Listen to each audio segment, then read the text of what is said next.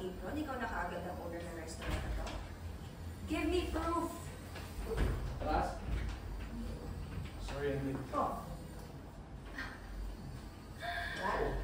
Well. Kaya naman pala. Now I get it. Si Danny pala ang financier ng restaurant ito. Grabe ka talaga, Carla. Grabe yung kamandag mo.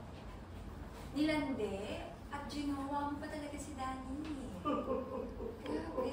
At ikaw naman, Danny. You're too young to be a sugar daddy. Bakit ka naman papatol sa isang walang pinag-aralan na babae? Shut your mouth. Hindi mo kilala si Carla. Hindi mo alam ang background niya. At malayo naman mas magaling si Carla sa buting tao sa sayo. Mas magaling? Saan paraan? Sa paglalandi? Sa background?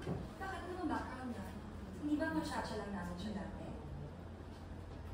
And can I just remind you, I am the future owner of the Smith Corporation. And I am your future boss.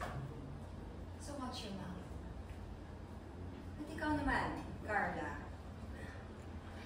Ikaw ang owner at founder ng restaurant na to. In your dreams. Stop acting. This is not your movie. Kalokohan.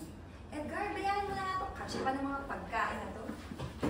Tawagin mo si Bianca. Malis na tayo dito. Nakakawalang gana. Let's go.